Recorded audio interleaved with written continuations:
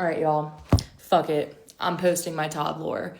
I saw two other girls' videos talking about him and their experiences with him, and then like so many girls in their comments saying similar things. So I was like, fuck it. I'm just gonna talk. And I've been like, I wanted to make a story time about this. When this first happened, this was earlier this year, I have about 100 followers, so nobody was gonna see it. But also, I was scared too, and you'll see why at the end, why I was scared to talk about this. I'm still a little nervous too, but fuck it. And I'll also tag the other girls in the descriptions that y'all can go watch their videos too, because their stories are crazy as well. This story takes me about an hour to tell at least, so I've written things down, made some bullet points, and we're gonna try and go through this quickly, so I'm probably gonna leave a lot of details out, but just know that this was batshit crazy from start to end. Okay, so I'm not even going to talk about the pre-date phone call that we had, but that was fucking weird. I'm going to skip right to the date because we don't have time. Met up. He was acting kind of weird, like tweaking out a bit as if he was drunk or maybe just really nervous. I don't know. Something was off, though. He was really rude to the waiter. Not really rude. He was rude to the waiter, though, and that should have been red flag number one. And it wasn't, like, blatantly, like, disrespectful, but he wouldn't make eye contact with him. He was very, like, one-word answers, just bad vibes with that. He talked about himself a lot, talked about school a lot, which is whatever. That's how I was asking the questions. That's just how we got the conversation started. First odd comment he made was that he said that he was friends with Odell Beckham Jr. and Saquon Barkley. I call bullshit. He said that he was like, I have a pair of Saquon's jeans. Actually, you would look really good in them because y'all have the same legs. That's an odd thing to say.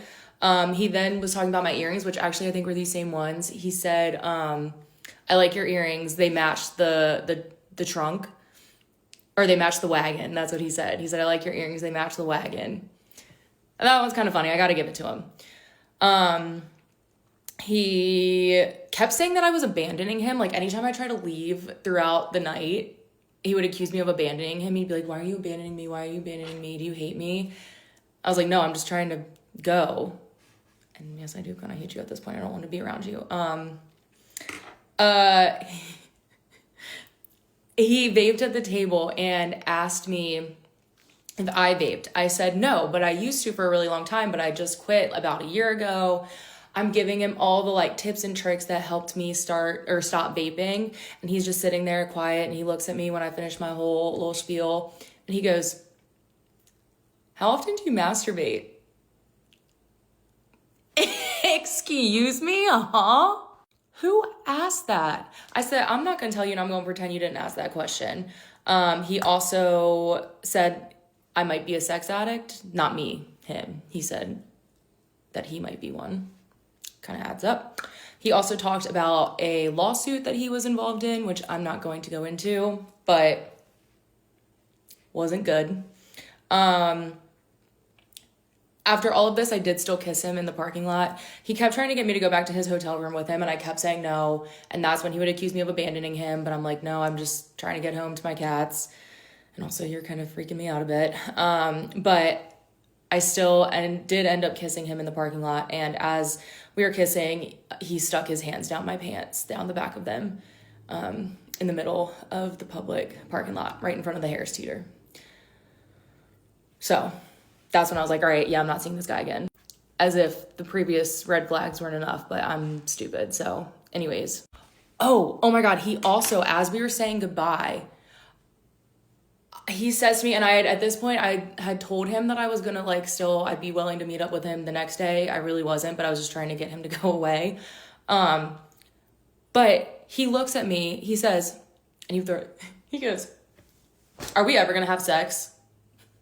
I'm like, brother, I just met you 3 hours ago. And I texted him before we went on this date because his phone call was giving different vibes. I said to him, if you're just looking to hook up, I'm not your girl, that's fine, no harm, no foul, but it's not going to be me. So he knew that, but I guess didn't believe it. But yeah, he said, are we ever going to have sex? So then this is where it gets weird, as if it wasn't weird enough already. He calls me when I get home. I'm thinking he was calling to make sure I got home okay because I told him I'd text him. Me saying, oh, me thinking he's gonna be sweet. No, he calls me and asks for the $30 that I owe him for drinks. He was being weird about splitting, like not paying for the bill at the end, which I'm very much in the mindset, like he initiated the date. He's the man, he should pay.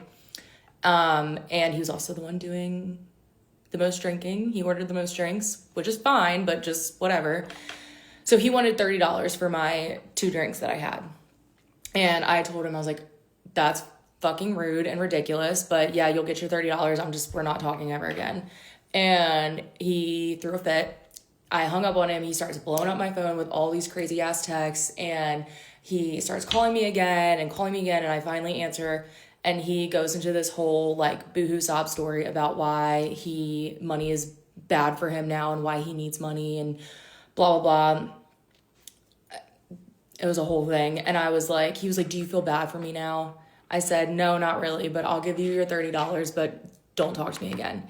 And he goes, and I quote, okay, if you make a TikTok about me or any social media, I will fucking sue the fuck out of you.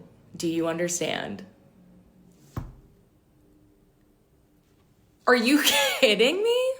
So that's why I'm scared of y'all, because I'm not trying to get sued. I can't afford that. I probably left so much. I know that I left so much out, but those were the highlights. The lowlights, but the highlights. Please don't sue me. I can't afford that. Please. And yeah, this happened in Raleigh. I know that people have talked about him in Charleston was the other 2 dates. This happened in Raleigh. So if you're in those 2 areas, just steer clear of the guy. Steer clear of him. Save yourself the trauma. Don't do it. Trust me. Because I haven't been on a date. This happened in January and I haven't been on a date since. So love that for me.